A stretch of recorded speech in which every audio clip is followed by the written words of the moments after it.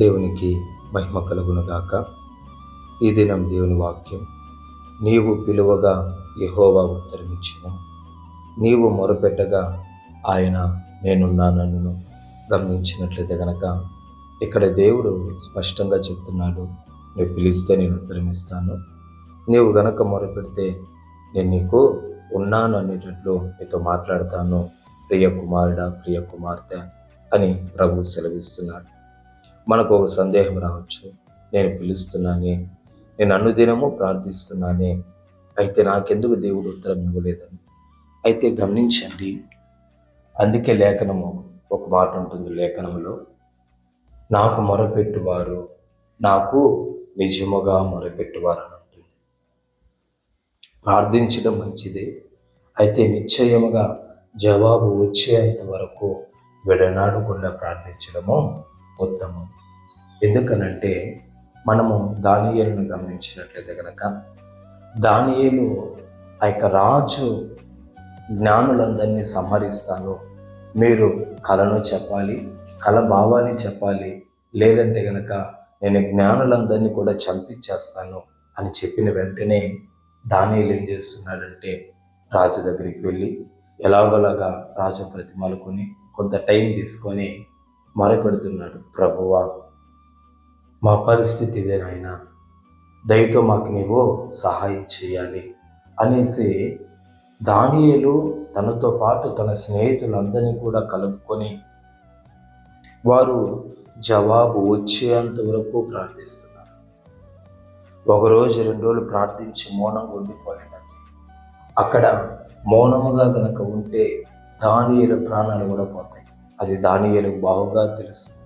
అందుకని అక్కడ ఏం చేస్తున్నారంటే జవాబు వచ్చేంత వరకు ప్రార్థించాలి. మనము ఏం చేయాలంటే జవాబు వచ్చేంత వరకు మనం ప్రార్థించాలి. మనం ఏం చేస్తామంటే ప్రార్థిస్తాం, 1 రోజు 2 రోజులు 10, 20 నెల రోజులు కూడా ప్రార్థించి ఆ తర్వాత ఎంత ప్రార్థన చేసినా దేవుడు సహాయం చేయలే అని చెప్పేసి మనం మౌనంగా ఉండిపోతాం. అయితే అది కాదండి. జార్జ్ ముల్లర్ అనేసి ఒక భక్తుడు తన స్నేహితుల నిమిత్తము రక్షింపబడాలని దాదాపు 30 నుంచి 40 సంవత్సరాలు ప్రార్థించాడు. ఇంకొక వ్యక్తి కొరకు 60 సంవత్సరాలు ప్రార్థించాడు. అంటే విసిగిపోకుండా, వేసారిపోకుండా, ఇంకా దీనికి జవాబు రాదు అనేటట్లు కాకుండా, జవాబు వస్తుంది, ఖచ్చితంగా నా దేవుడు నాకు సహాయం చేస్తాడు, జవాబునిస్తాడు అని ఏం చేయాలంటే జవాబు వచ్చేంత వరకు ప్రార్థించాలి. జవాబును పొందుకునేంత వరకు నువ్వు ప్రార్థిస్తూనే ఉండాలి. అది సంవత్సరమైనా సరే, 2 ఏళ్ళనైనా మరణ పర్యంత వరకు కూడా ఏం చేయాలంటే నువ్వు ప్రార్థిస్తూనే ఉండాలి. అంతేకాకుండా అగస్టిన్ జబకుమార్ అనేసి ఒక ఆయన ఉండేవాడు. వారి తల్లి దేవుని నమ్మింది, ఆయన మాత్రము దేవుణ్ణి నమ్మలేదు. ఆయన ప్రతి దినము అనేక రకాలైన చెడు అలవాట్లు ఉండేసరికి ఆమె ప్రతి దినము ఆయనకు చెప్పింది, ఆయన మాట వినలేదు. ప్రార్థించిన ప్రభువా నా కొడుకును మార్చండి. ఆమె చివరికి చనిపోయిన తర్వాత కొంతకాలానికి ప్రభువు ఆయన్ను పట్టుకున్నాడు. ఆయన అంటాడు, మా తల్లి కన్నీటి ప్రవాహంలో నేను కొట్టుకుని వచ్చేసాను అంటున్నాడు. ఎందుకు ఇవన్నీ చెప్తున్నానంటే ఆమె తన బ్రతుకున్న దినాలలో అతను కుమారుడు మారడము చూడలేదు.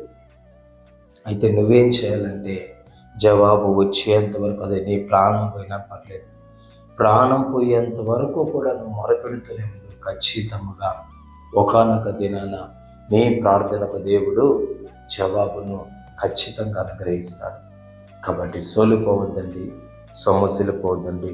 నువ్వు మొరపెడితే ఆయన నేను ఉన్నానంటాడట. కాబట్టి ఆయన నిశ్చయముగా ఉన్నవాడు, అనువాడవై ఉన్న దేవుడు, ఇశ్రాయేలు ప్రజల యొక్క మొరను విన్న దేవుడు, వారి ఇబ్బందులు ఉన్నప్పుడు వారి మొరను విన్న దేవుడు. నీవు ఇబ్బందుల్లో ఉంటే నీ మొరను కూడా ఆయన ఖచ్చితంగా ఉంటాడు. కాబట్టి నువ్వు ప్రార్థించు, దేవుడు గొప్ప కార్యాలు జరిగిస్తాడు. పరిశుద్ధుడా స్తోత్రం. ఈ మాటను బట్టి నీకు నేను స్తుతులు వందనాలు చెల్లిస్తున్నాం. మాతో మాట్లాడి మమ్మల్ని దర్శించి బలపరిచిన విధానం బట్టి స్తోత్రాలు చెల్లిస్తూ యేసు నామంలో అడిగి పొందుకొని ఉన్నాము పవిత్ర తండ్రి. ఆమేన్. ఆమేన్.